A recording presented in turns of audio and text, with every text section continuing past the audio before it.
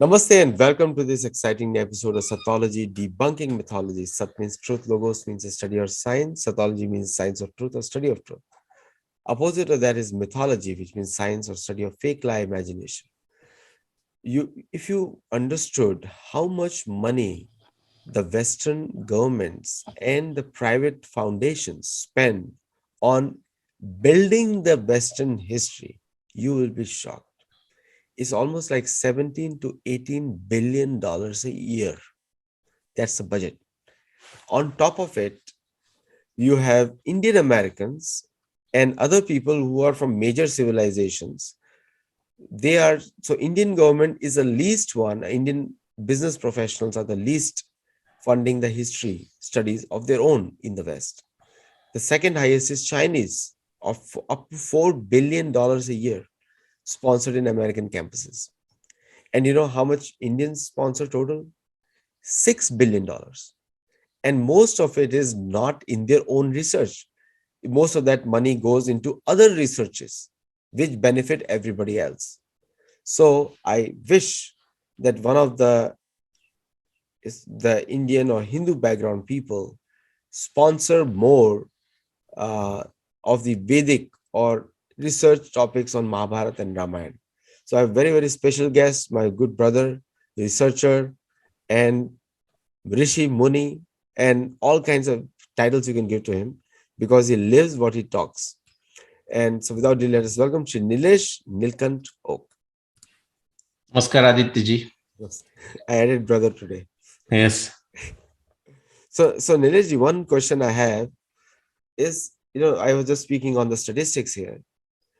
You're looking at a huge dollar and the Indians are adding to it. So and they're actually telling the Western scholars, prove me wrong, please, I request you. And our philosophy is something else. We say Asuravad, we first reject it. Even if you have 1% truth also, we say not good because the purpose is wrong. Yeah. So what do you want to tell to these donors instead of funding researches of Sattology and your research and many other researchers like that? They are actually paying them to destroy their own history. Yeah. Well, I mean, you said it. I don't know the root cause of it. It could be many. Unfortunately, time and time again, consistently, practically without exceptions, and there will be some exceptions. Therefore, I said practically without exceptions. Indians, people of Indian background with good money, either from India or from America or from Europe, they tend to put their money, especially in the academic system, if you're talking like in the research area, where the money is used to act against their interest, like against their intentions, why they want to even put the money in the first place.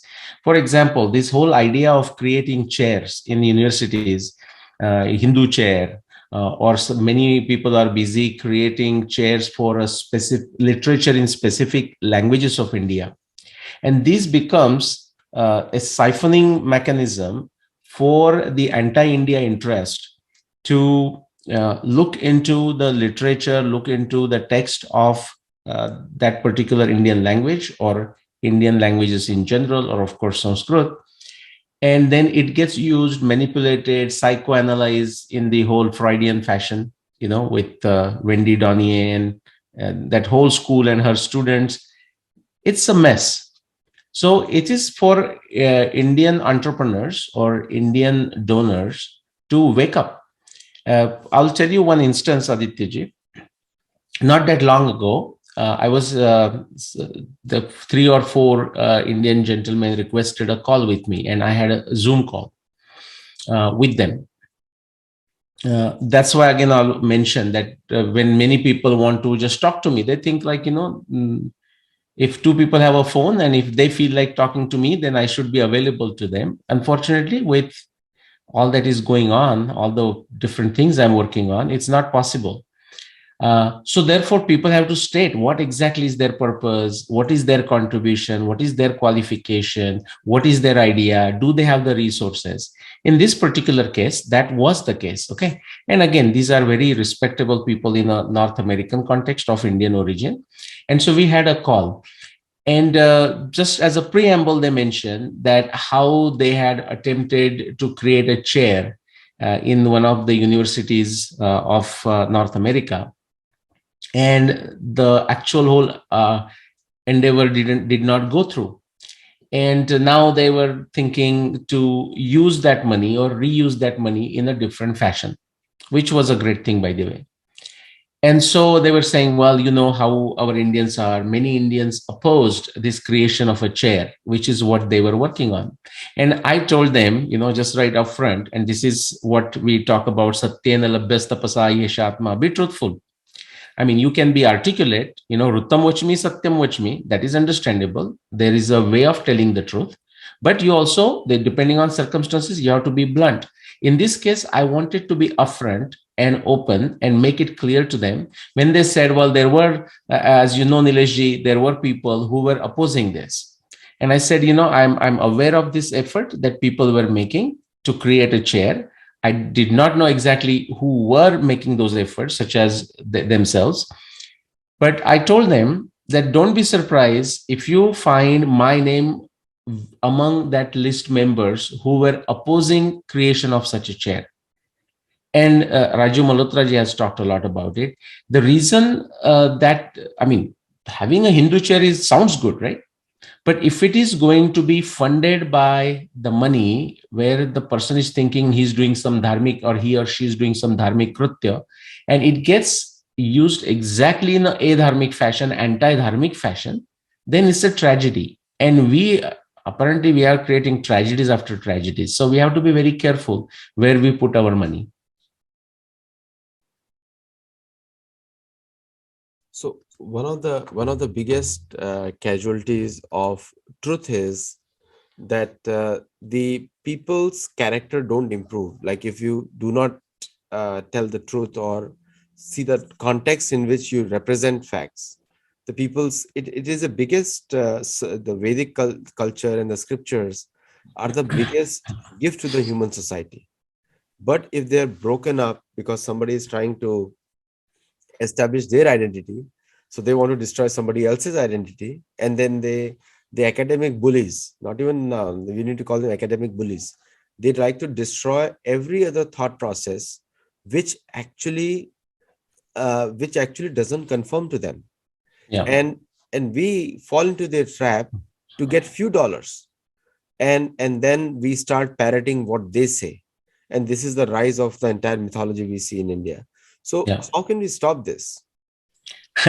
No, what you described is a very dire situation.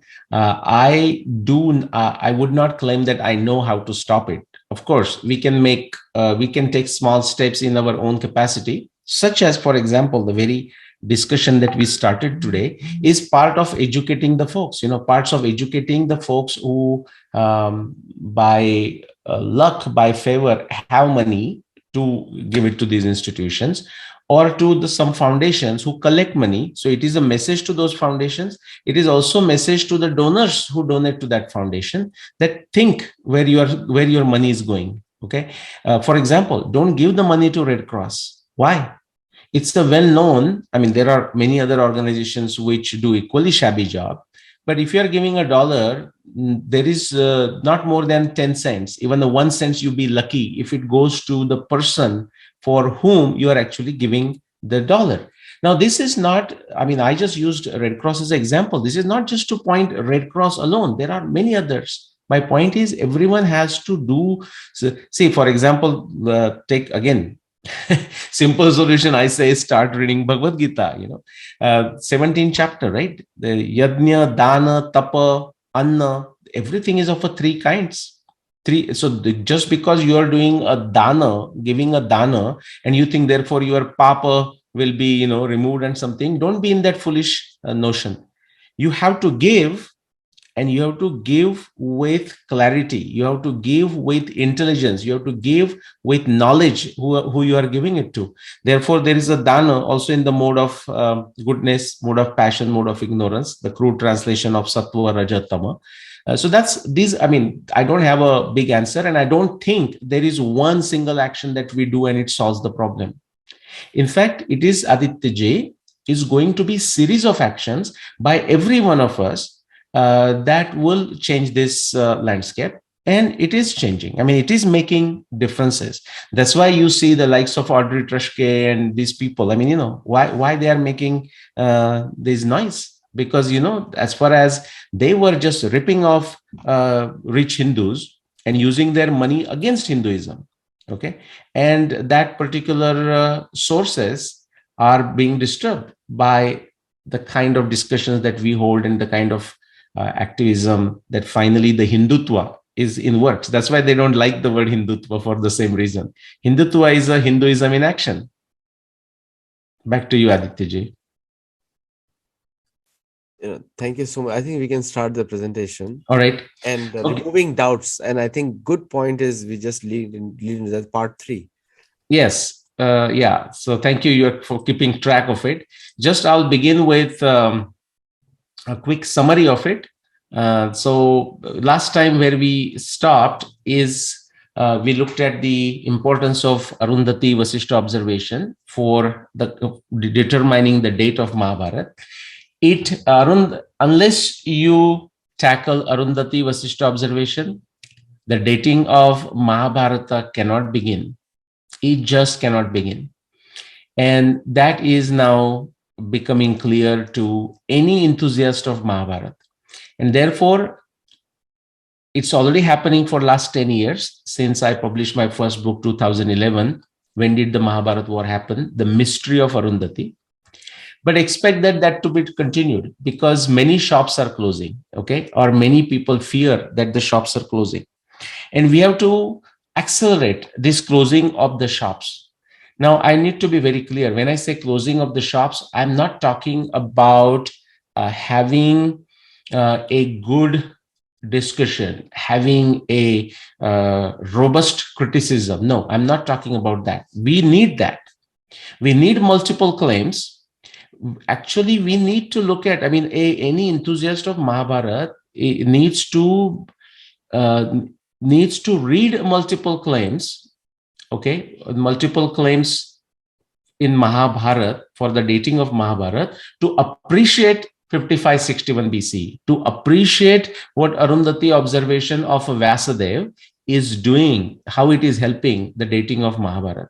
So last time where we stopped is back in 2009, after 15 years of my hard efforts. So, that is that Shraddha, Virya, Smriti, Samadhi, Prajna. So Shraddha is that conviction that Vyasadeva has given this something to us, but it's not making sense to our modern sensibilities.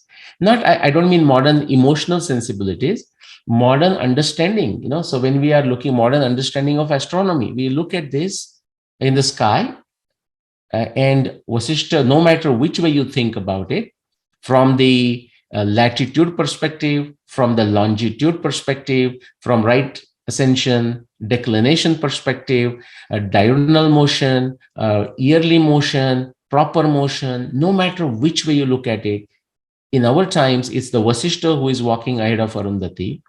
On the other hand, Bhagwan Vyasadeva is saying that at the time of Mahabharata war, it is the Arundhati that was walking ahead of Vasishtha. So that was that toughest unsolved problem.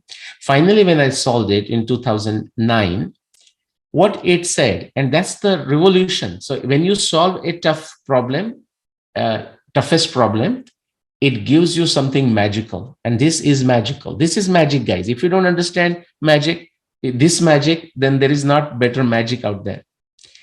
What the Arundhati Vasishtha observation showed is that the Mahabharat war happened within this time interval from 11,091 BC to 4508 BC.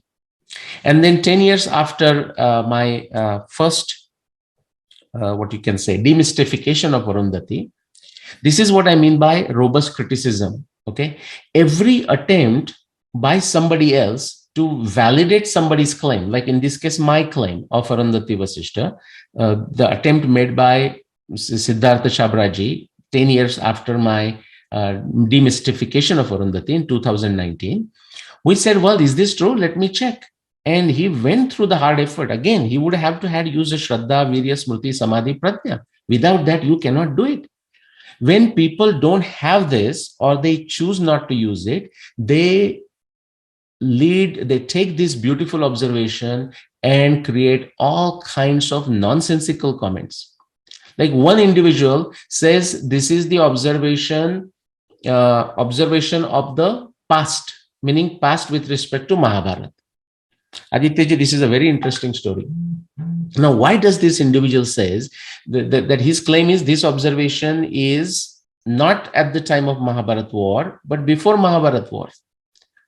So directly he's contradicting what Vyasadevji is saying.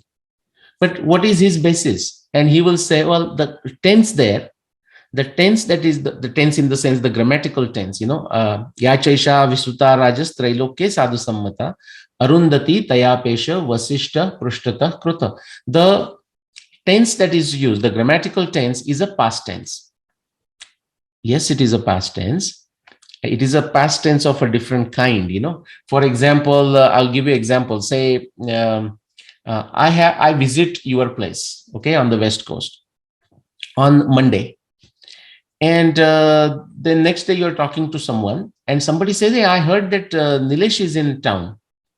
And you say, yeah, he came to San Diego. He came to town, Now, I am still in town, but you said he came to town because I came yesterday, right? Yeah, he came to town. Or you might say he came yesterday, he came to town. Okay. Now you might also say he is in the town. That is the different ways of saying it. Now, what is Vyasa saying? Vyasa is saying Arundhati has gone ahead of Vasishta. Now, my dear king Dhritarashtra, look at all the nimittas. Okay. Saturn is afflicting Rohini. Okay. Prajapatyam cha nakshatram graha tikshna mahadyati shanaschara pideti piden pranikodikam. Okay. Now, again, it's just giving all these different description. He's saying, look at this, the full moon of Kartik Purnima. Okay. That was like very red, coppery color. Okay. It was not like a regular white that day. And that can happen for many reasons. We have discussed that. In that various context, he's saying, and look, also at Arundhati, it has gone ahead of Vasishta. Now that we know why or what the mechanism by which Arundhati was ahead of Vasishta, we know why Vyasa is using a past tense. Just like you would be saying to somebody who is asking you that I heard Nilesh is in town. So the person may say Nilesh is in town, just like Vyasadeva is saying this is all happening now. Now, in saying this, when he asked you, you're saying, yeah, he came to San Diego. That doesn't mean I went to San Diego 2 years ago and even returned. No, he came to San Diego. He's still there. That is the sense of it. And that's what we understand. Now, suppose if somebody has a problem. So somebody says, oh, that's a past one.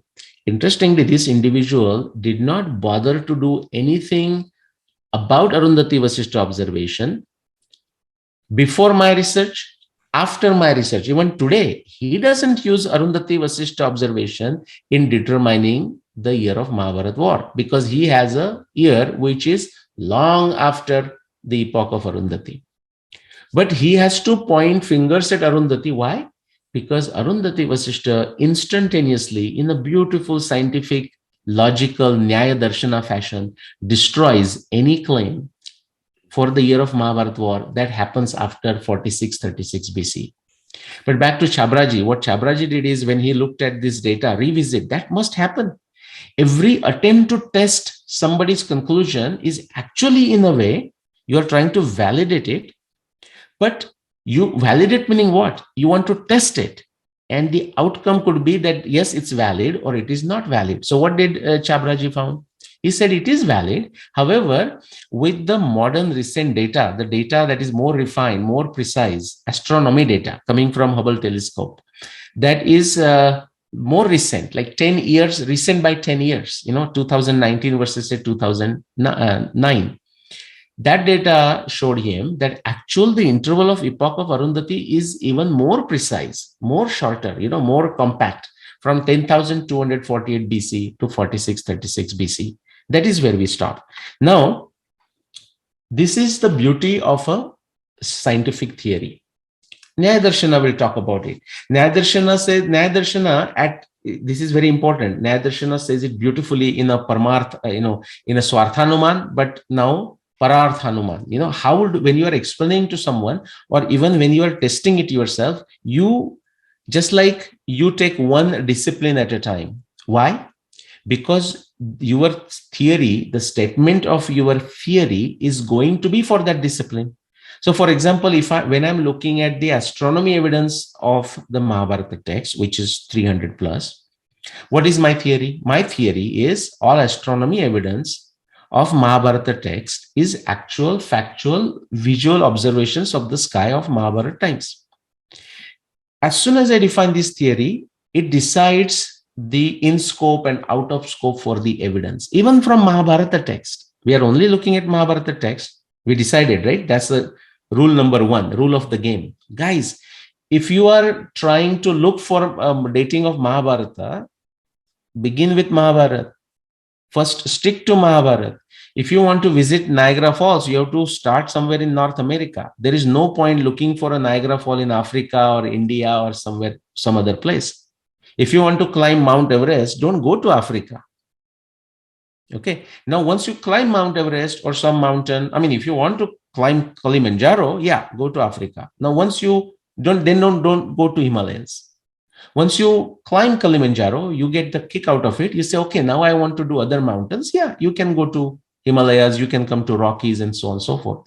So the rule that we said, if you are trying to date Mahabharata, stick with Mahabharata, start with Mahabharata for heaven's sake. And therefore, the second rule said, be sincere. Now, immediately, nobody has asked that. People dare not ask, but I'm waiting for someone to ask that. Like somebody saying, so are you saying, Nileshji, that the people are not sincere? The researchers are not sincere?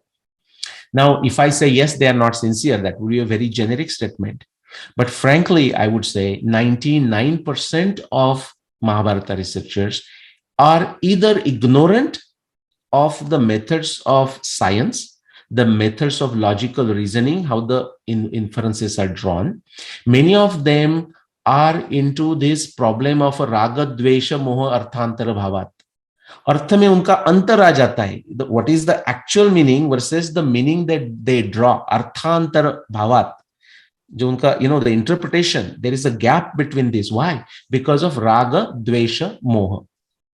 So they may not be doing deliberately, but one of the reason could be they lack the proper intellect. Now, people, as soon as you say intellect, people feel offended. Well, they should feel offended. And then if they truly feel offended in a humble fashion, they should do something about it. For example, raga, dvesha, moha. Raga is an attachment to something. It's attachment to certain claim, attachment to some individual claiming something. I tell people, don't accept my claim blindly. Now, of course, you can start in a Shraddha fashion. If you may not have a time, and based on my other works and based on what, you form impression about people. From that, it's okay to start, but don't stop there. Therefore, Shraddha, Virya is a strength. Shraddha, Virya, Smrti, you need a background knowledge. Okay, Samadhi, then you need to focus on a specific problem. Adityaji, that is also a problem. As soon as you tell them about something, they will not ask you a question. Like when I was presenting this at the IGNCA Bhandarkar seminar, this archaeologist who started asking questions, and I'm so glad, I forgot his name, but it will come. I'm so glad that he asked those questions. And so he was getting into that logical positivism nonsense, which is all fine. I mean, we need this manthan and synthesis. But I asked him the question backward.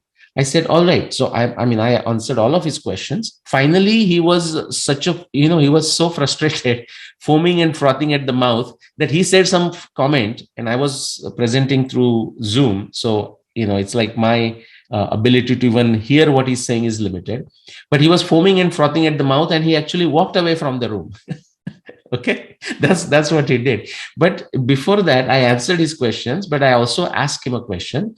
I said, today I presented from using various disciplines of science. So first I had presented using astronomy. This is the presentation I used. Astronomy. Then I went from oceanography, I went to hydrology, I went to genetics, I went to I don't know what other different subjects I discussed that day, and we'll find those.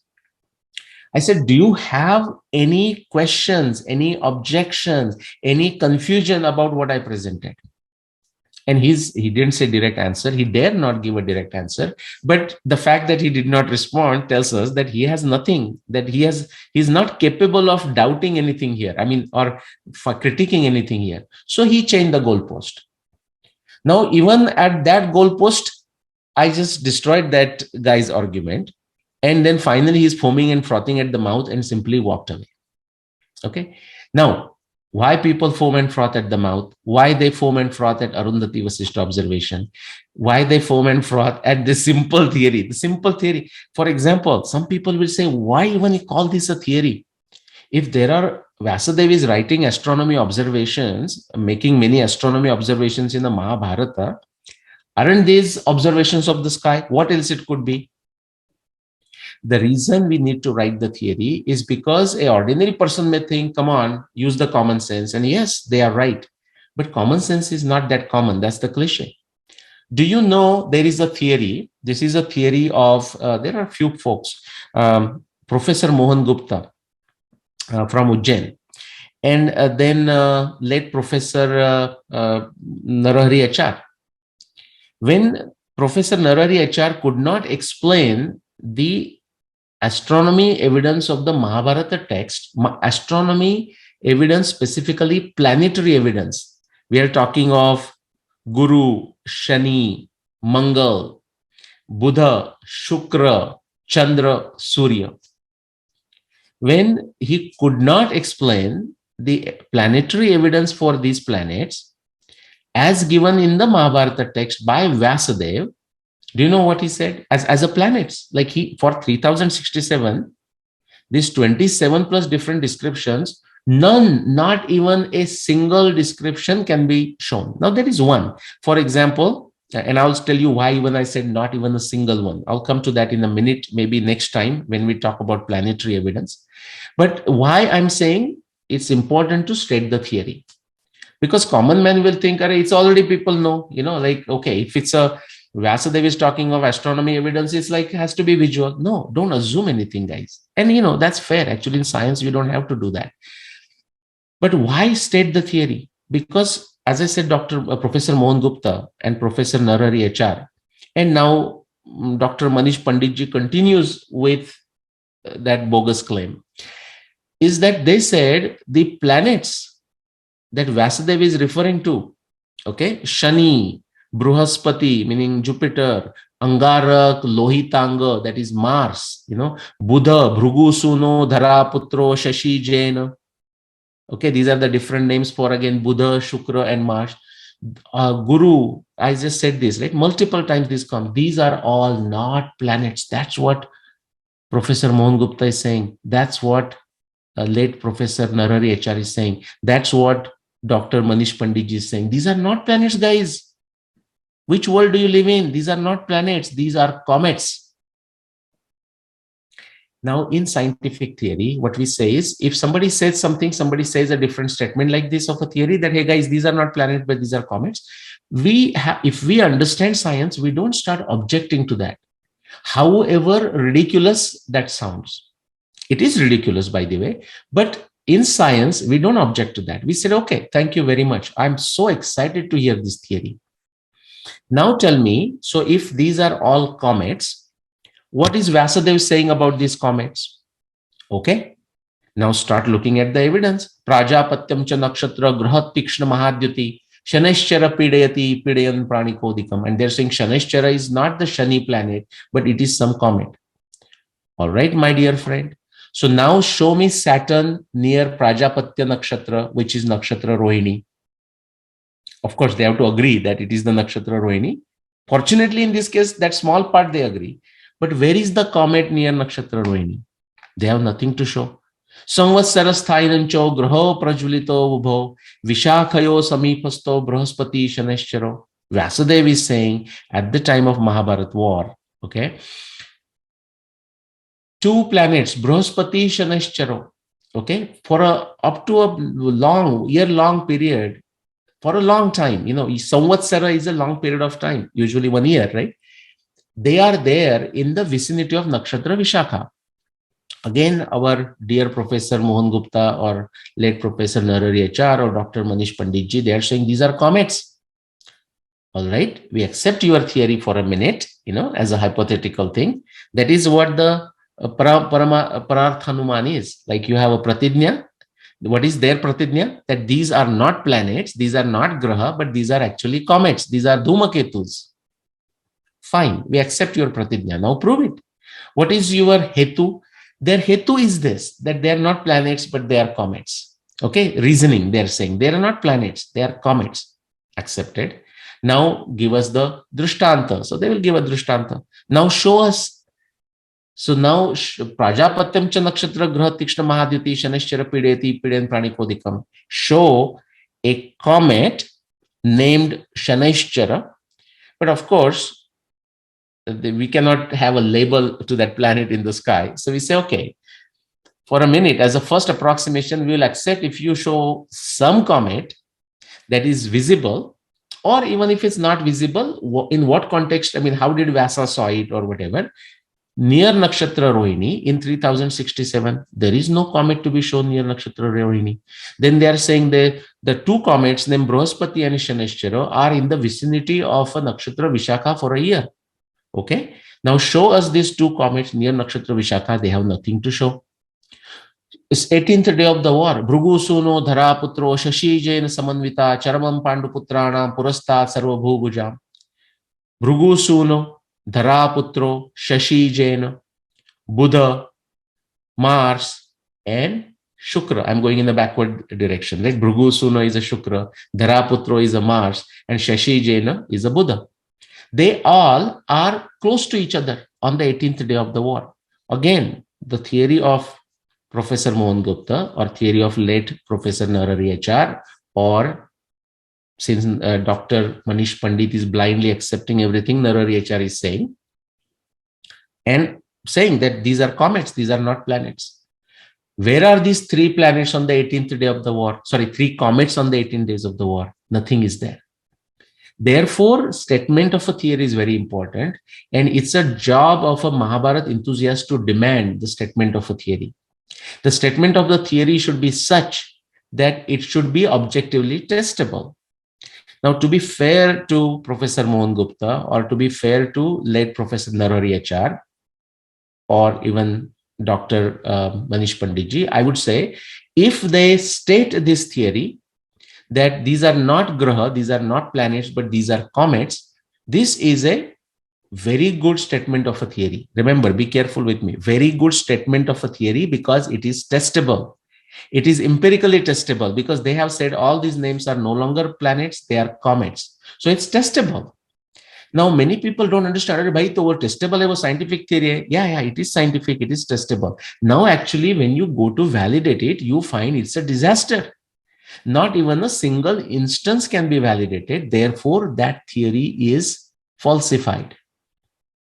So that theory is scientific, that theory is empirical, that theory is testable. Now, they don't dare say that theory. You can go and look at the presentation of Dr. Manish Panditji when he was having a debate with me, the so-called debate, and we'll talk about that some other day. We will analyze our own debate, one day. Because it wasn't a debate, it was like a jalpa vitanda, like as soon as I would try to corner him and show something, he will change the goalpost and move somewhere. Fortunately, that debate is recorded. Therefore, I insist on debates being recorded. Otherwise, people will not accept that this actually happened. Okay, anyways, back to this. So theory should be able to predict new problems, but of higher complexity. Again, my challenge, you go and ask all the rest, 99% plus of Mahabharat researchers. So you claimed a date, a certain date for year for the year of Mahabharat war, certain day for the first day of Mahabharat war, certain day for a Bhishma Nirvana, and all of that. War went for 18 days and so on. Now, okay, great. At least you got a claim. Now, what are the new problems, new predictions that came because of your claim? Now, many times they don't understand what you mean by new problems or new claims. That is their lack of scientific acumen. But suppose they have it. No, they will not able to say. They say, what do you mean? Everything is explained. For example, ask them, okay, so now you did it, you are dating and you have come up with a claim. Are there any observations that do from the Mahabharata text, for example, that do not match for your claim? Again, they will not give you a clear answer. If somebody asks me, and I want people to ask me, yes, I mean, every book that I have written, Adityaji, first 2011, when did the Mahabharat war happen? The mystery of Arundhati. The second book in 2014, the historic Rama. Okay. And 2018, Bhishma Nirvana. Each of these three books, I have a chapter dedicated to conflicting observations. In that particular chapter, I take the observations from Mahabharat, if it's relevant to Mahabharat, or from Ramayana, if it's relevant to Ramayana, because that's the two big subjects I have written so far. There are many books in the pipeline, by the way. I have written a specific chapter listing specific observations that do not match for 5561 BCE in case of Mahabharat, or do not match for this 13th millennium, like from 12,240 BC, Rama's birth year, to 12,209 BC, the Ram Ravana war. Any observation that does not match, it is there. And the funny thing is, some of these what you can say, woke Indic researchers, they just go, they read my books, and I'm so glad that they read it. And they go to that chapter, conflicting observation, and then they take those observations and they say, look, this Ramayana observation does not match with Nilesh's claim, and therefore the claim is wrong. I mean, what a tragedy. We talked about the tragedy of Hindus with, or Indians with good money funding wrong institutions or wrong initiatives.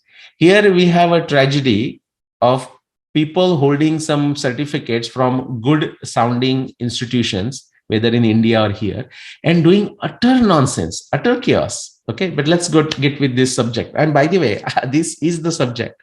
Theory should be able to predict new problems and of higher complexity.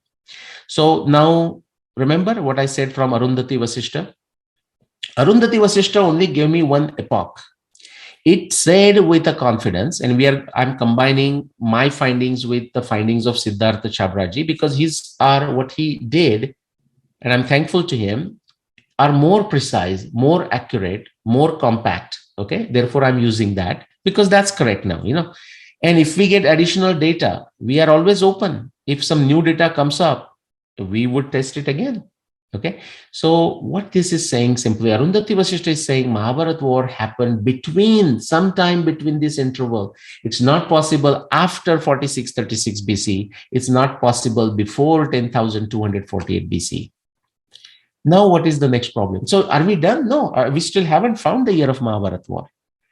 Now, one of the thing, just like Arundhati Vasishta, nobody even bothered to test it. In fact, these all Mahabharata researchers, with a very few exceptions, the few exceptions like Dr. P.V. Vartak, Bharat Ratna, Panduranga Vaman Kane, Bharatacharya C.V. Vaidya, Shankar Balakrishna Dikshit, Lele Shastri, if you take few, like 5, 6, 10 names maybe. Professor R.N. Iyengar had also referred to Arundhati Vasishta observation, but then he went on a very crazy tangent of his own. And I would encourage people to read his paper in the original. I have talked about it when we did a Purva Paksha of his claim. Okay, but back to this. So now, if you take, first thing, nobody dared, forget bothered, nobody dared. They did not want to talk then. The Mahabharata researcher did not want to talk about Arundhati Vasishta then, and they don't want to talk about Arundhati Vasishta now, because that means they have to immediately close the shop, at least close their shop on the claim of the Mahabharat war. the year of the Mahabharat war. Now, but the problem doesn't stop there. Remember, okay, so now how do we decide the year of the Mahabharat war? There are many things that we have to decide. We have to decide the year of the Mahabharat war. We have to decide the first day of the Mahabharat war. We have to decide the last day of the Mahabharat war. Actually, it's very simple, right? Once you decide the first day, 18th day is the last day of the Mahabharat war. Surprise, surprise. Even there, people have speculated stuff on their own. There is one researcher in New Delhi. I don't know if you know Aditya ji. You should invite her on your show, assuming she's willing to come. She takes a break of 12 days. Okay, so after, I don't know if you know it. This may be a news for you. So after Bhishma falls down on the battle on the 10th day of the war, Mahabharata text, Vasudev is telling us the war occurred continuously for the 18 days. But this researcher, because she has to do the jugaad to somehow fit it, and unfortunately, even after that chaotic observation, nothing happens. She stops the war for her year, for her claim. After 10th day, she stops the war for 12 days. Okay, all kinds of gymnastic these people will play. Now, I will say, because the data is limited, whether it's a Mahabharata, Ramayana, we have to try different things. So I am not objecting to their attempt to see, hey, if I make this assumption, does it make sense? Can I make a different assumption and see if it works out? I'm not objecting to that. That is the method of science. Okay, the method of science is trial and error, not to be confused with a random trial, by the way, or random trial and error. No, it's a trial and error. When you do try, when you make an attempt, it is a conscious attempt. You have certain thought experiment in your mind and you are trying to test it. So trial, and then you see, did you eliminate the error? Therefore, trial and error. If you did not eliminate the error, you think of a different thought experiment, different conjecture. If the error reduced, then you say, maybe I'm going in the right direction. So I'm not objecting to their attempts. What I'm objecting is, even when once they make an attempt and they propose that, and when somebody shows the ridiculousness of it, why it does not fit, and not fit from my date, why it does not fit for their own claim, how it destroys their own claim, even then they do not give up their faulty conjecture. That's what I'm objecting to. So anyways, so the first day of the war, and then of course Bhishma Nirvana, the day of Bhishma Nirvana is also very, very important, and we'll come to that.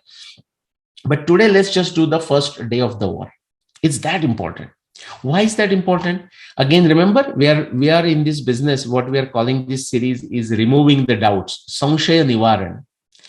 If all the Mahabharata researchers agree, for whatever reason, that so and so day, I'm not even stating a specific day, one specific day, whatever we agree to, as a, let's say, Kartik Amavasya, the last day of a Kartik month, or Margashirsha Shukla Ekadashi, okay, that is the first day of the war. If everyone agrees on that, hey, that may be true, that may not be true, but unless until there is that date creates a problem, we have no reason to have a samshay. We can move on for now. The point is, of course, if you assume anything, I'm going to show you here, if you assume anything other than the last day of Kartik Amavasya in the Amanta system, by the way, that's why Amavasya is the last day. That's why I said Amanta calendar, because if you take Purnamanta calendar, then Purnima is the last day. So that's why we are not using that right now. So consistent system. If Amavasya, Kartik Amavasya is the first day of the war, which is the last day of a Kartika in Amanta system, if anyone assumes anything else as the first day of Mahabharat war, they create more problems than they want to solve. That's the problem. Okay. So the first day of the war, we will take two big claims, okay, distinct claims. The first claim is that it started on the Kartika Amavasya, or the last day of Kartika. Again, I make this very clear. You say, why are you saying Kartika Amavasya many times? Because people understand Kartika Amavasya in a slightly different fashion sometime too. So At the end of Kartika is a Kartika Amavasya is the way I'm saying it. Some people will say the end of Ashwin, which is to say the Deepavali that we celebrate, that Amavasya as a Kartika Amavasya, then that's not what I'm referring to. I'm referring to the day which will happen approximately 15 days after the full moon of Kartika. Because around, there is no confusion as to around the full moon of Kartika, what does that mean? Okay. So that's the day I'm talking. So that's one claim. I would say, just crudely speaking, I would say 60% plus people, Mahabharata researchers, they may be doing a chaos somewhere else, but here maybe in a Shraddha fashion, they accept Kartika Amavasya, the last day, last day of Kartika, as the first day of Mahabharata war. But then there are individuals who consider Margashirsha Shukla Ekadashi as the first day of the Mahabharata war. So now we have a samshay because we have two different claims. And now we have to decide what is the Vasudeva's evidence from the Mahabharata is saying about it. And that's what I'm going to show you. So remember, so we solved this issue. Okay, all right. We accept it that the Mahabharata war happened somewhere between 10,248 BC and before 4636 BC. But now tell me the year of the Mahabharata war. So yes, we are taking our folks towards that year, but also towards the first day of the Mahabharata war. So now we are not deciding the year yet, but we are just trying to remove the samshay, okay? Eliminate this doubt about the first day of the Mahabharata war. Now, what does Vasudev, what is Vasudev, what is Mahabharata text is saying about the first day of Mahabharata war? Again, the evidence is super rich. If you start from the first day of the Mahabharata war, in fact, you can start before and you can go to the end. The evidence, I'm showing you only the evidence, Adityaji, for the 18 days of the Mahabharata war.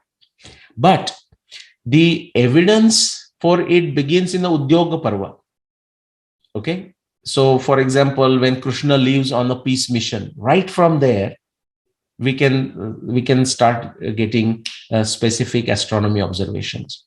And do you know where it ends? For the astronomy evidence, actually that continues all the way to Ashwamedha Parva.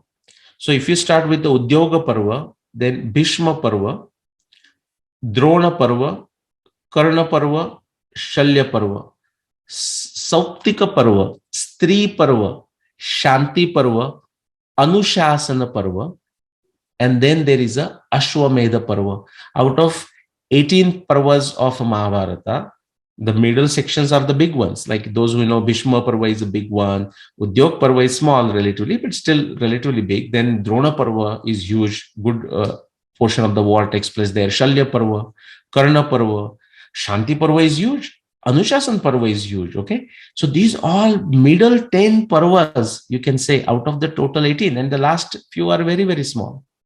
Okay. All these contain the evidence, astronomy evidence, and of course, other kind of evidence. We are talking of astronomy evidence only.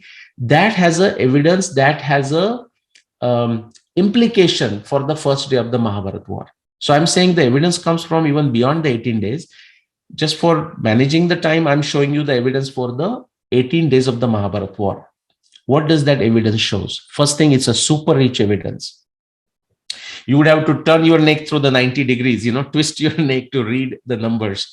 But that these days people are very smart. They can just turn the picture and look at the numbers. What it is showing, those circular dots there in different colors, those are the 18 days of the Mahabharata war.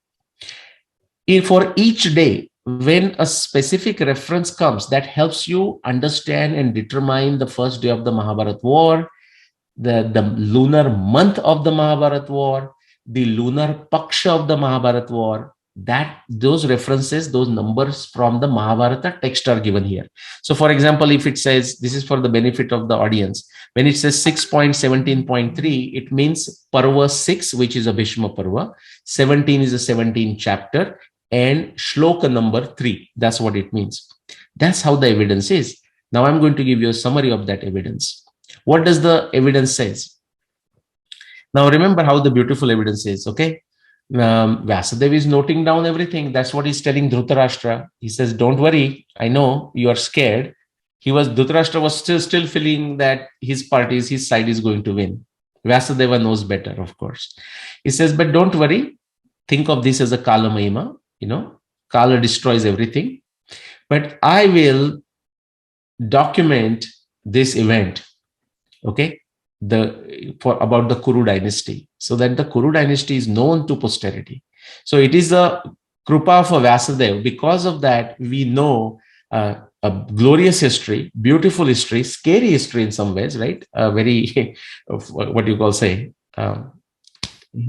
torture, right? A big fight. Because to eliminate the evil, you have to fight. There is no alternative. That happened 7,500 years ago. Because of the mercy of Vasudeva, we have this. So what Vasudeva's evidence is telling us? First 7 days of the war. Okay. So now the 10 red dots is because first 10 days descriptions come in a Bhishma Parva. That's why. Then the next 5 days, okay, this is when Drona was the general. First 10 days is when Bhishma was the general from the Kuru side. Okay, think of the Parva names here, Vara Parva. They are named after the Kaurava side general, Bhishma Parva. Then next 5 days, Drona Parva. Then 2 days is a Karna Parva. Then 1 day here is a Shalya Parva. And then it gets into the Sautik Parva and Stri Parva. I have not given anything from a Sautik Parva, just Stri Parva, because there are no specific evidence. Actually, there is, but just when I was doing this slide a few years ago, just to keep it simple, I did this. Okay, first 7 days. So 1, 2, 3, 4, 5, 6, 7. There is no descriptions of the moon. No descriptions of the moon in the sky. Okay, why is that? We will explain that on the next page.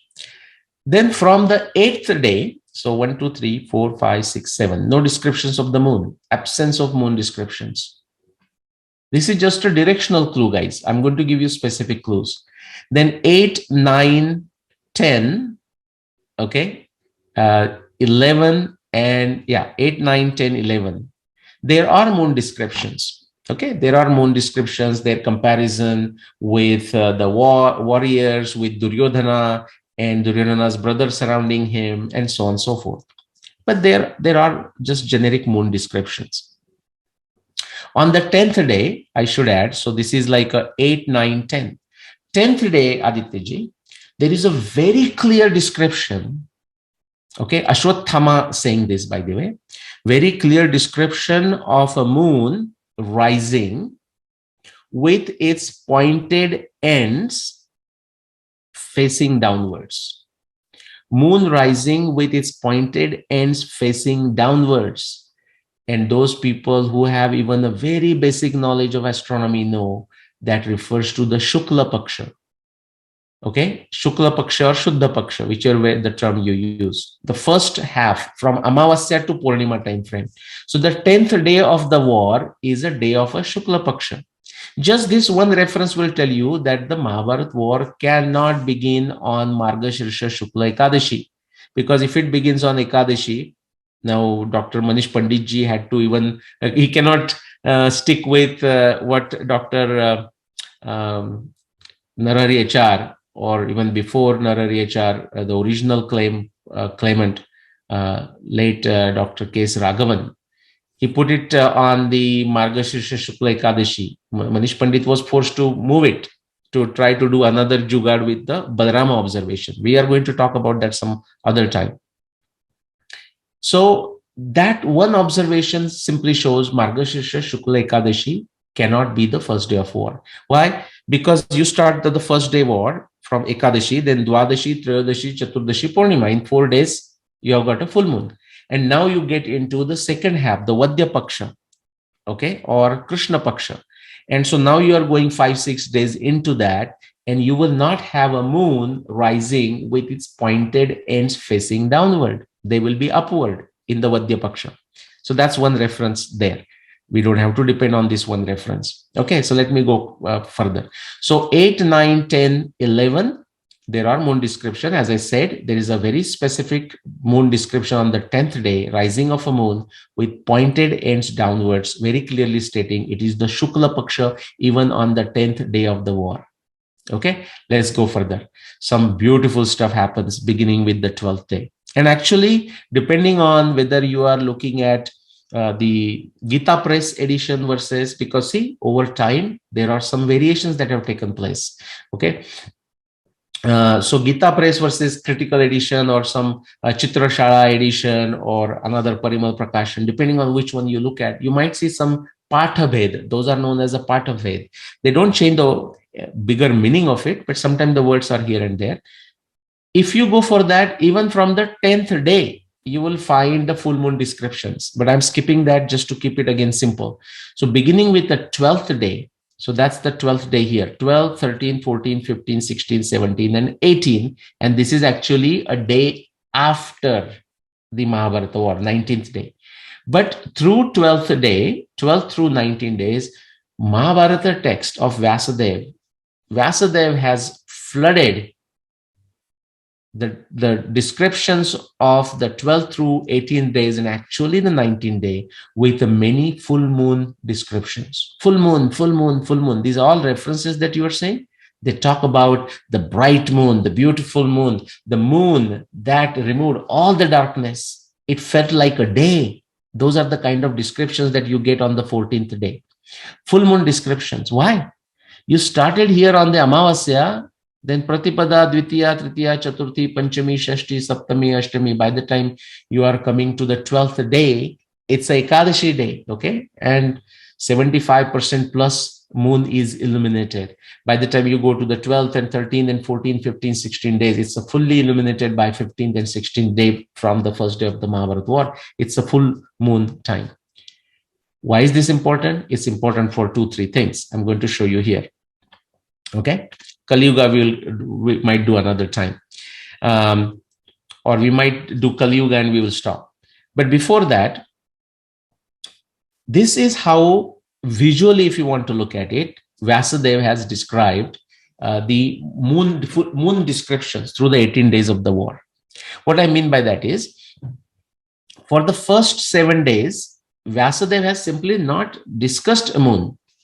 There is no discussion of a moon or comparison of a moon with the warriors, anything, none for the first 7 days. Moon descriptions in the sky, by the way. I mean, so somewhere in the analogy, the moon will come, but we are talking about moon described with the warrior and something like this, okay? Now, so why is that? If you understand this, you understand. Because the first day, there is no moon to be seen. It's very much, actually, there was a, that was Amavasya, right? So the moon is very much with close to the sun. Even the second day, third day, fourth day, what happens? You know, when the sun sets, immediately after that, you will see, or even before you may be able to see it, moon, crescent moon. And then immediately is going to set on the western horizon. Even when it doesn't set, there is no illumination and it's going to be darkness. Now, do you know what? Vyasadeva, Sanjay, Vyasadeva has appointed Sanjay, almost think of him as a journalist, not the journalist of today's kind, the journalist who care for a Satya, So Sanjaya is noting down. So do you know what Sanjay says on the first day of the war? And actually he says that for the first 4 or 5 days of the war. He says first day, in describing this situation to Dhritarashtra, of course, Sanjay is describing this whole narration of the first 10 days of the war after the 10th day of the war. So Sanjay, for first 10 days of the war, Dhritarashtra does not know what is happening at Kurukshetra. After Bhishma falls down on the 10th day of the war, Sanjaya comes running from Kurukshetra to Hastinapura, or wherever Dhritarashtra is stationed. And Dhritarashtra asks, what happened? Tell me, I'm eager to hear. And Dhritarashtra is hoping that, his side is winning. And he says, Bhishma fell down. Bhishma fell. That's what Sanjay says. That's what Sanjay shouts as he comes to Dhritarashtra. And then now they're going into the detail, including the Bhagavad Gita, by the way. Okay, so Vasudeva's Krupa is there, and through Sanjay and Vasudeva, and of course through Dhritarashtra's questioning, Dharmakshetre, Kurukshetre, Samaveta, Yuyutsava, Mamaka, Pandavaschaiva, Kimakurvata Sanjaya. Please tell me what happened when my sons and the sons of Pandus, came together at Kurukshetra and started fighting. That's when Sanjay starts describing after Bhishma fell down. Okay, so by the time actually the Bhagavad Gita was narrated, let's say through this particular Sanjaya to Dhritarashtra, and when Vasudeva is writing Mahabharat 18 years after the Mahabharat war, and through that is coming to us as if the Bhagavad Gita was narrated through Sanjaya to Dhritarashtra, because it comes in that description, then Sanjay Uvacha, that happened on Margashirsha Shukla Ekadashi. Okay, because the 10 days are already gone by, and by the time Sanjay is telling the whole story. That's why we sometimes celebrate Gita Jayanti as a Margashirsha Shukla Ekadashi. But as far as its narration by Krishna to Arjun happened on the last day of a Kartika. But back to this. So when that Sanjay, when he describes the first day of the war, he says, after sunset, the war stopped. And he says the darkness was such that we meaning Sanjay is also part of the war, by the way. Sanjay has fought sometime, Sanjay has ran away from the battlefield, maybe because the attack is coming. He may not have directly fought. We don't know the exact descriptions, but he's talking of our side in the sense of Dhritarashtra side. He's representing from a Dhritarashtra point of view, Dhritarashtra side. And he is there. He's there on and off at the war scene. I'll tell you what he says on the 6th day of the war or 5th day of the war. But the first day he says, at the sunset, the war stopped, and darkness was such, it was a pitch dark, that we could not, even standing close next to each other, we could not recognize who is it. Now that is a description of Amavasya. That cannot be the description of a day near full moon day. That cannot be description of the day of a Margashirsha Shukla Ekadashi, Dwadashi, Trayodashi. It's not possible. This is, guys, I'm saying in the context of removing the doubt about the first day of the Mahabharat war. It has to be the Amavasya, and it cannot be a day close to Purnima. Now, as to which lunar month, I'm going to show you just right on this screen. Then, not Sugriv, then Sanjay keeps on telling, second day, same thing happens. Sunset, war stopped. Third day, sunset, war stopped. Fourth day, sunset, war stopped. Sixth day, 5 days the same, fifth day the same thing. Sixth day, he says, this is for the first time, even after the sunset, the war continued for some time. Why? Now that there is some moon, this is like a, what you can say, Panchami or something. Now some light is there. And actually, he says, I don't know how long the war lasted because he left the battlefield. Okay, but it lasted soon. Now, that's, as I said, up to 7 days, there are no descriptions. Let's fast forward. 8th day, beginning 8th day, all the way until the end of the war, and also the day after, there are moon descriptions. Out of that 8, 9, 10, 11, I just discussed. The 10th day, this is where, think of that moon and turn it upside down like that bun or a dough, right? And that's how it's going to rise. So the pointed ends, the smooth surface is at the top, the pointed ends. So think of this like this. So it is easy to show what pointed end is, say, for example, here in this crescent moon. So this is a moon, this is a smooth surface, this is a pointed end, this is the pointed end. And during the Shukla Paksha, that is from Amavasya to full moon, when the moon is rising, now to rise it, you have to turn it through 90 degrees, like how approximately is going to look. The smooth surface will come up, and the pointed ends are pointing downwards. That's what we are saying. So when Ashwatthama is describing the rise of the moon on the 10th day of the war, he's saying these pointed ends were facing downward. It was the Shukla Paksha even on the 10th day of the war. Okay, that's what we said. Now fast forward. Then from 12th day, as I said, all the way. Now notice this is, the picture is worth 1,000 words. The Vasudeva's evidence is on the previous page, but here from the 12th day to the not only the 18th day, but even a day after 18 plus 1, when the Kuru woman run to the battlefield after Ashwatthama is humbled by Bhima and Arjun. Okay.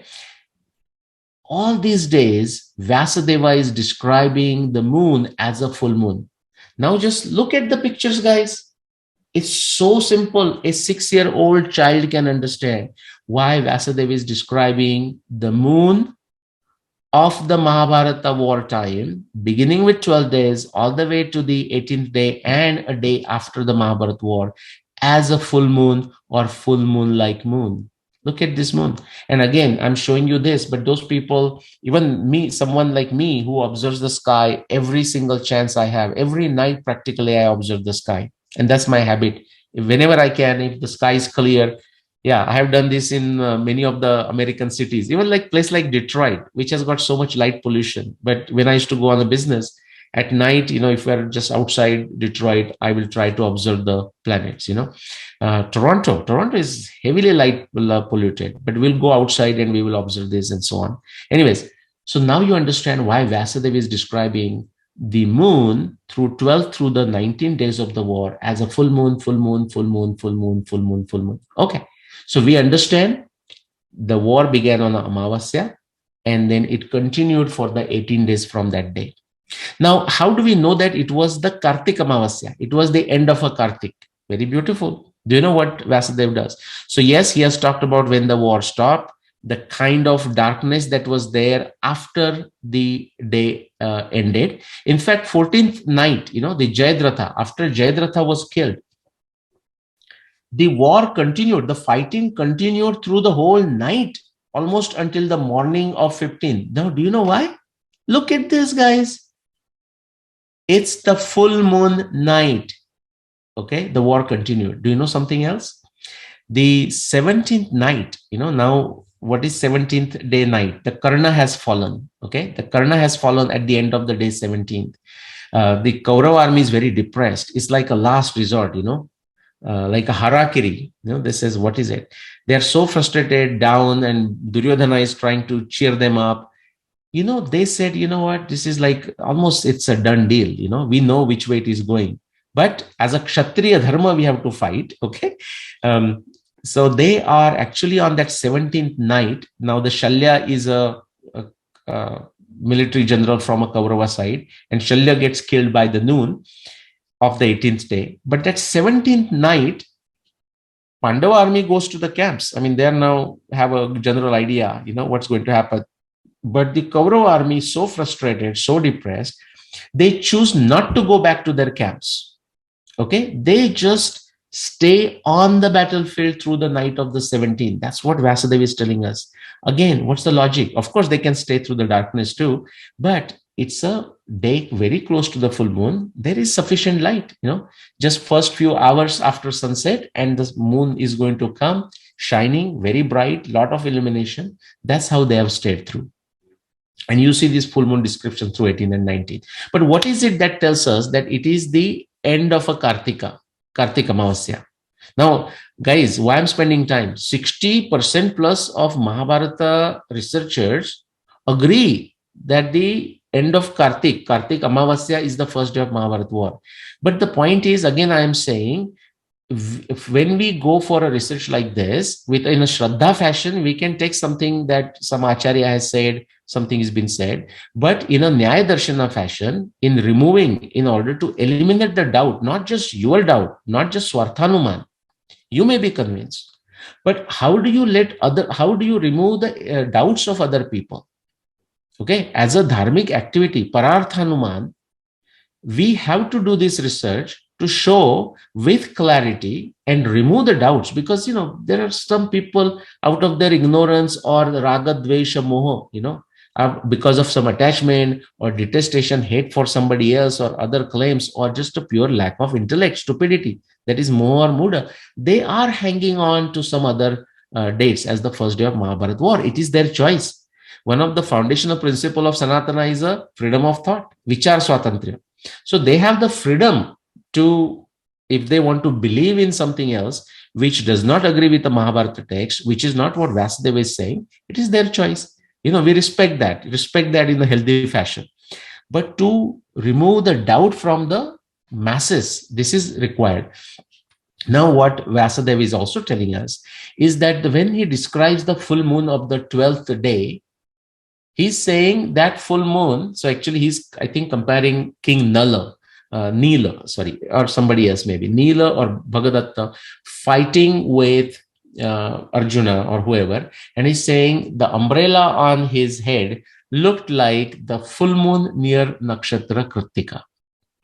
Now, many of the Mahabharata researchers, but also ordinary folks, don't understand when astronomy evidence is presented by Vyasadeva in Mahabharata text. How does Vyasadeva presents the evidence in the Mahabharata text? Sometimes it is very simple. Bhrugu suno dhara putro shashi jena samanvita charamam pandu putranam purastat sarvabhuvuja. On the 18th day of the war, when Yudhishthira and Shalya were fighting and whatnot, there were in the sky Mars, Venus, and Mercury in close proximity of each other. They were standing in the close proximity in the sky. No, there is no analogy. It's just a simple description of it. There is some element of analogy too, like, they were standing in front of Yudhishthira or something like this, People can make more interpretation out of it. But the fact is they were together. But there are other times when this astronomy evidence is given as a nimitta. Like Arundhati Yachesha Vistruta Rajastreloke Treloke Sadhu Sammata, or Prajapatyam Cha Nakshatra Graha Tikshna Mahadyuti Shaneshchara Pidayati Pidayan Pranikodikam Krutva Changarako Vakrajishtaya Madhusudana Anuradha Prarthayate Maitram Samashaya Manniva Nunam Madbhayam Krishna Kuruna Samupastitam Visheshenahi Varshneya Chitra Pidayate Graha. This is from Udyog Parva. Now these are all nimitta. Just like Arundhati is a nimitta. So sometimes Vyasadeva gives this evidence in the form of a nimitta. The 10th day evidence that I mentioned, Ashwathama mentioning moon rising with its pointed end downs, and therefore we can infer that it was a Shukla Paksha even on the 10th day. It is given as a nimitta. Just like that, sometimes it's given just as is, sometimes given as a nimitta, sometimes it is given as a alankar, a poetic embellishment. And then analogy is also poetic embellishment. So now it is given as an analogy. That's what I'm describing on the 12th day of the war. So that King Nila, I think, or maybe Bhagadatta, fighting with Arjuna, the umbrella, I'm calling it umbrella, the chhatra, the chhatra on his chariot, it looked like the full moon near Kritika. That is Vyasa's way of explaining, or putting the Gudha meaning into it. That's why we have, when Bhagwan Ganesh is writing, Vyasadeva is saying, don't write anything until you truly understand the meaning of it. And then Bhagwan Ganesh has to put it in a language, Now this is to protect. Just like, for example, jokingly, Aditya, I will say, when medical doctor, practitioner writes a prescription, and we have lots of jokes about that, right? So the writes a prescription. We ordinary people cannot read what it is, but the chemist knows, the pharmacist guy knows what is written, and he gives the right thing. Maybe it's like, of course, maybe they have a bad handwriting, but they don't want that knowledge to be common knowledge, in the sense common person just goes and starts asking. Now that has changed. Now the TV commercials are all about, hey, take this, go and ask your doctor for this medicine. That's a different subject. Will not go there. My point is, the way the astronomy or any other evidence is embedded in the Mahabharata text, and the fact that it is embedded sometimes as a straightforward, but other times as a nimitta, other times as an analogy, other times as a poetic embellishment, is not just a coincidence. It is by plan, it is by design, it is the design of a Mahabharata. That's why when the Mahabharata was written and completed, okay, Vaishampayanji or Sauti, when he's explaining to us how that Grantha was written, he says, Grantham Granthi Tada Chakre Munir Gudham Kutuhalat. This Grantha is not to be written, not to be read with a child, a childish mindset. There is a much more behind it. Okay, Grantham Granthi Tada Chakre Munir Gudham Kutuhalat. It's full of curiosities, it's full of mysteries, and full of twists. That Granthi, another Granthi, is a twist. So Kritika, it tells us that the 12th day, the full moon like moon was there, and it was near Nakshatra Kritika. Now somebody will come and ask, well, why do you not call therefore this month as the month of Kartika? So far, Adityaji, nobody has asked me this question. This is another example I'm giving is how I do my research. I don't wait for somebody else to ask me the question. I ask my own questions. So I asked that question to myself. I said, well, hypothetically speaking, and you see that is our tradition. If you read the commentaries on Ishvara Krishna's Sankhya Karika, you will see that, the commentaries, the commentators himself ask the question, but somebody may ask, then he gives the response. So similarly, I'm doing this here, but somebody may say, well, then why do you not consider that 12th day as the day of a full moon and near Kritika, because it says full moon like moon, near Kritika, so that's maybe a full moon day. And why not call the month of Kartik? Well, simple answer. Vyasadeva has done it for us. Vyasadeva is saying in the Bhishma Parva second chapter that the full moon of Kartika is already over before the Mahabharat war began. Alaksha prabhaya hina purnimasicha kartikim. Okay. Chandrodbud Agni Varnasya, what is that? Padmabud Agni Varnasya, Agni Varna Nabastale. Kartik Purnima is already over. So now, just because somebody is describing full moon like moon or full moon, one should not be childish to immediately think there are many Purnimas. But there are Mahabharata researchers, unfortunately, but I should say unfortunately also, because they provide us good humor. Okay, just like some politicians provide good humor in the parliament, these Mahabharata researchers provide good humor. So every time there is a full moon description that Vyasadeva has written, beginning with the 12th day and going all the way to the 18th day plus 18 plus 1, one Mahabharata researcher at least, and there may be more, but one Mahabharata researcher says, then why not Purnima every day? And if foolishly this person pretends and claims or tries to convince people that Nilesh Oak is saying there were Purnima every day for 5 days. Utter nonsense, utter stupidity. Why do that? Full moon like moon will be seen from the full moon day, the Purnima day, plus minus 2 days, plus minus 3 days, plus minus 4 days. It depends on your perception. Time and time again, actually, Adityaji, it is my practice. Like it so happens many times that I will be walking in front of my house and it is a Shukla Dashmi. And, in the afternoon, the moon is already there. And I try to take a picture of the moon, or if not at the night, after sunset, I'll try to take a picture just to show that the moon of a Dashmi, Shukla Paksha, looks like a full moon. Okay. And therefore, we have descriptions even in the Mahabharata going back to the 10th day, depending on some part of it, talking of a moon of the 10th day as a full moon like moon. That is not to be confused with multiple Purnimas. That is utter stupidity. That's like not understanding astronomy. Okay. And also creating a buddhi bhed among the common masses. Okay. But hey, that's people's choice. Okay. Vichar swatantriya. They can do whatever they want. It is your responsibility as an individual to decide how to look at multiple claims, decide which one is the right one. Okay. I'm almost done on this. So Kritika is described, the full moon like moon is described near Kritika on the 12th day of the war in the Mahabharata text. But it's not to be taken as a full moon of a Kritika, because Mahabharata text is also telling us that the Alaksha Prabhaya Hina Purnimasicha Kartikam is already over. So an image is after that.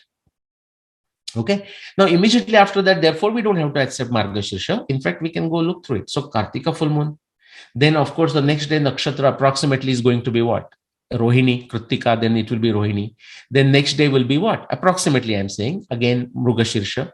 Next day will be like a Ardra. Okay. Next day will be what? Punarvasu. Now remember, these nakshatras, they can, one nakshatra, that's called Adhika nakshatra, like a Adhika Tithi. One nakshatra can last for a couple of days and so on and so forth. Here, because of the time limit, I'll not go into that. This 16-day description, it is described, the moon is described in the full moon, of course, is described in the context of Vishakha. Okay, now people have to think the 12th day is a Kritika. Then I will just go further. On 17th day, it is described near Punarvasu. So Kritika, Rohini, that's why you need to have the nakshatras by heart. If you want to do research in astronomy, Many people, these days, I mean, I have a tough time explaining my daughter, saying why you have to have it by heart. She says, Dad, it's in the book. I said, no, that's not sufficient. You have to have by heart. You should know how they look in the sky if you want to solve astronomy problems. This is not something, just take something from here, do some jugad and pretend and claim something. No, it takes tapasya. You have to have visualized this. So Kritika, Rohini, Mrugashirsha, Ardra, Punarvasu, Pushya. That's how it's going to go. Where is the room for Vishakha? But Vyasadeva is talking of a Vishakha. Now, if I have to describe this, Adityaji, we have to do another session. We have done it, so I'm not going to go there. Here, the Vishakha is referred. Vishakha and Kritika have a very special place in astronomy, and that goes back to you always have Rupa Bhattiji also on the show, and she has described this beautifully. I have done one episode. Our current nakshatra system, we have a sufficient evidence to say that it was formed, it was originally created. It might have been created before, but very likely it was created 28,000 BCE, in 28,000 BCE. So about 30,000 years ago. And that time, the Kritika and Vishakha, those two nakshatras, played a very specific role. So since the nakshatra system was formed at that time, they attain a very specific meaning. Kritika has a specific meaning. Vishakha has a very specific meaning that is there in their names themselves. Kritika, and I'll not go into that. And a Vishakha. What that Vishakha is referring to is the point of an equinox. That's why the word Vishakha is used by the Vyasadeva in referring to the full moon near Vishakha, so to say. As if at Vishakha, that is the Ardra Nakshatra. But why call Ardra Vishakha? Beautiful question. Again, remember, you can question yourself. The reason is at the time of Mahabharat war, 55-61 BC there, the point of equinox, point of spring equinox, okay, is at Nakshatra Ardra, okay? And so any equinox point from the time of 28,500 BC, when our nakshatra system was formed about 30,000 years ago, Kritika and Vishakha played a very specific, unique role. And Adityaji will do another session after I go through this whole series just on that, okay? Played a very specific role. That's why the Vishakha is used in for referring to Ardra. It's not referring to Ardra Nakshatra. It's referring to that specific cardinal position, the point of equinox. Therefore, it is. The next day again is Punarvasu. Again, the Mahabharata researchers who artificially, deliberately, or out of their ignorance just act foolish, they will say, okay, so suddenly now you are jumping to Vishakha. No, utter nonsense. Don't do that nonsense. Don't do this stupidity. That Ardra, that Vishakha is referring to the point of equinox. The next day is again Punarvasu. The beautiful description of full moon near Punarvasus, okay, that is given in the context of a Yudhishthira and so on. Of course, next to Punarvasu is a Pushya.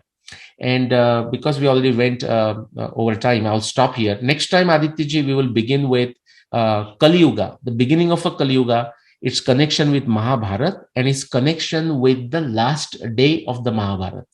Because that is not a direct, I'll stop sharing by the way. That is not a direct, Kali Yuga doesn't have a direct influence on determining the dating of Mahabharat war. In fact, for our audience, let me make this clear. I know I went over time. The assumption of a Kali Yuga, or knowing when Kali Yuga began, or when is the first day of Kali Yuga, is not required to determine the date of Mahabharat war. Vyasadeva's evidence is such solid and robust and super rich, it's not required.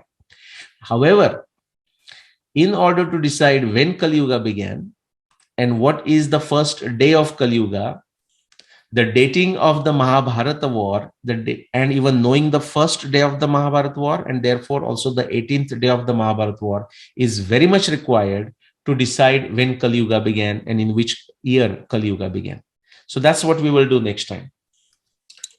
Thank you so much. And also I really like your last picture about the phases of the moon. Yeah, sure. This beautiful picture. Before we end the session, my observation as well as my question also.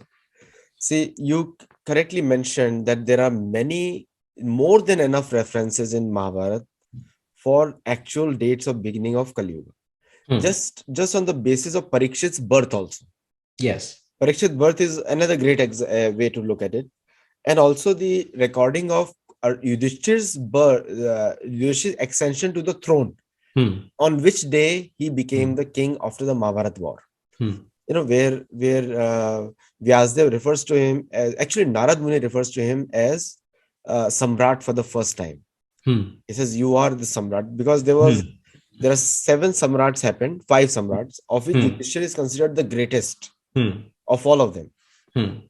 So that is also another reference. There are many, like if you look at Mahabharata and from thousand viewpoints, there are thousand viewpoints for the correction dates, which you correctly said.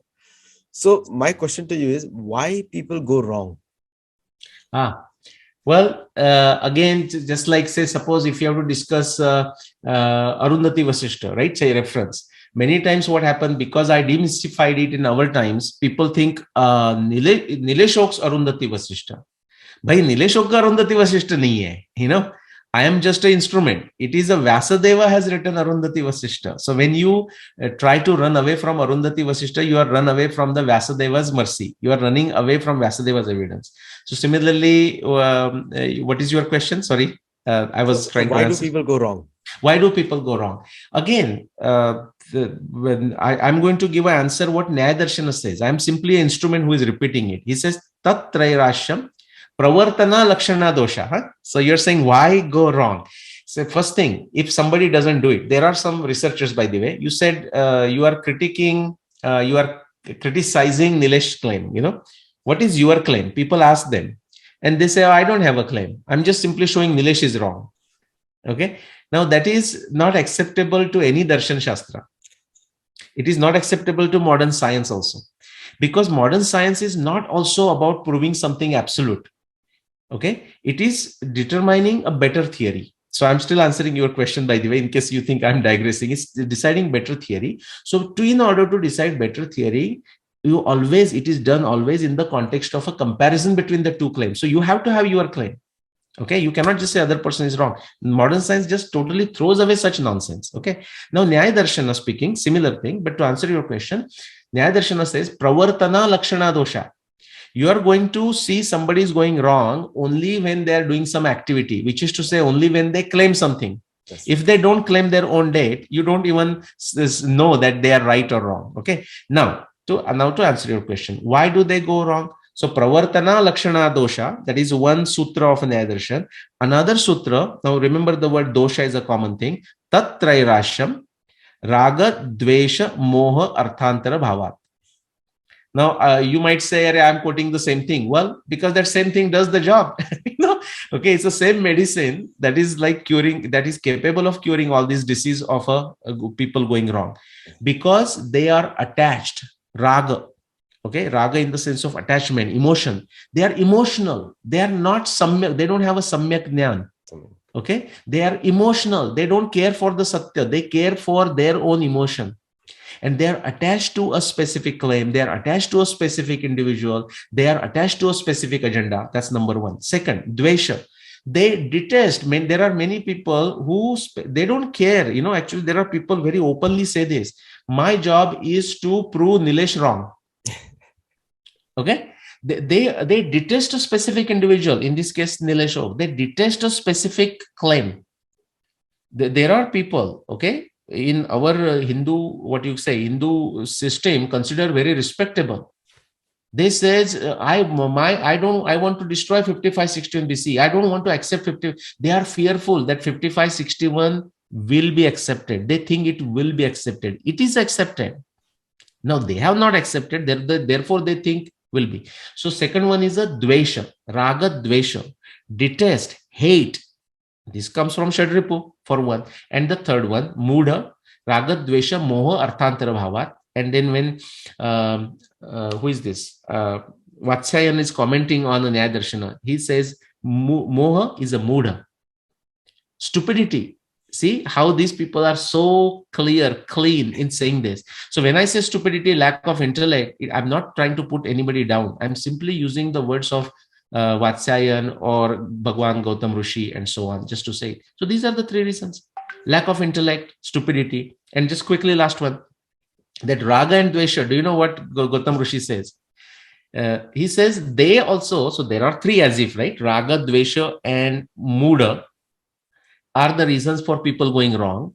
But he says out of these three, the first two are actually due to lack of intellect. If you have an intellect, you will not hate anyone.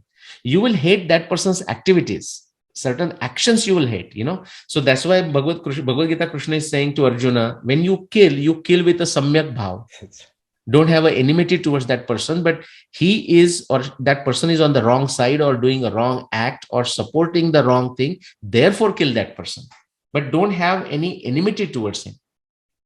So that's the answer. So thank you so much for clarifying. And also, when we read Ramayana and Mahabharata, we should try to understand why Vyasdev wrote it and what was the purpose, get the context. If you don't understand directly from Mahabharata, you can go to Bhagavad Puran, which is also directly written by him. Yes.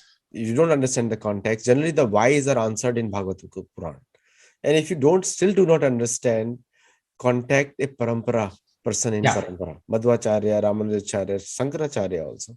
Any parampara you like, which is connected straight to Brahma, ultimately. And then you will get your doubts resolved. And if you still do not understand, then pray. Yes. For the mercy to understand. It's like it's a yoga is a science. It's not. So the prayers are definitely answered there, and this is the best thing to pray for. Yeah. Beautifully, you said it beautifully. So see, even the sequence is nice. First, read something, put your effort, do the Mahabharata first, then go to Bhagavad Puran, Hari Vansha, go everywhere, Acharyas, beautiful. And then you said, even after that, your doubt is not gone. Okay, basically, you are a gone case in that case, whose doubt is not gone, but still there is a hope, you said. Right. Then pray, then Shraddha, Bhakti. Yes. Actually, the role of Bhakti is when you are exhausted of all your efforts and you have used all your energy and you feel like you need more energy to achieve that, then you go to God. If you are not doing anything and he says, Bhagwan mujhe de de, God will not do it. He says, I have already given you enough energy. That is also a sign. The buddhi you got from a past karma. So now that karma is not enabling you to get deeper. So now it's time for a process of mantra. Correct. Because the mantra will help you remove that barrier. Yes. And then you can get deeper into it and then you'll understand. See, for me, that is the biggest help, mantra jap, because that gives me, I may have a very bad karma in the past, but mantra destroys all any of the prarabdha which you have. Yeah. And so use that mantra as a help. Yeah. And then, I always say bhakti, people who practice bhakti are the biggest scientists. Yeah. Because they're actually following it. What do you say? When I get writer's block, I go to chanting. I go to mantra chanting, and because sometimes you say, I don't know what to write, I mean, it's all here, but it's not coming into the good words. I take a break, I do chanting, I get inspired, I come back and start writing. Exactly. It happened with me so many times when, like, one of the books and people are very inspired, and sometimes I'm stuck at like I was stuck in Gandhamadhan mountains for a long time, not coming out of it because I could not understand where it ends. And then same process, I went for a japa walk and just chanting, and then came back and boom, yes, it ends here because the mandrachal has to start after that. Yes. And on the Gandhamadhan and that subject, let's talk about your books. They have a different title in India now, right? Yeah, I saw the cover on Twitter or somewhere. The Global Footprint Ramayana, the small book. You wrote the forward, small book. I said it's a small book. It's how many pages? 300 plus pages. Well, and so therefore Aditya ji jokingly says, a 300-page book is a small book for Nilesh ji. Well, yeah, all my books are small books. They are 300 pages or less. But what your book is called here as Rama's arrow, right? One arrow, one kill. what is the title there in The India? Global Footprint of Ramayana. Global Footprints of Ramayana, and published by, I saw the book cover, Kapot. Kapot publication. Very good. So those people who will be watching in India, every reason to consider if they are interested in knowing the wonderful details. And Nilesh Oak, these books are available on Subu Publications. So you check it out. Subu Publications in India. Actually, Subu Publications ships them all over the world.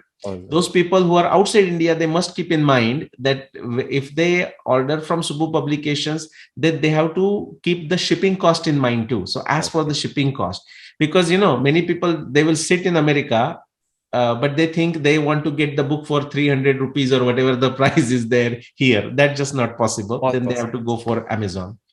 All right, wonderful session. I mean, I enjoyed it. I enjoyed listening to myself. So no, many people are listening to you, and also the people who asked me, well, this is not leather. Okay, just to answer it, it's fox. Okay, thank you all very much, and namaste, and have a nice day. Namaste.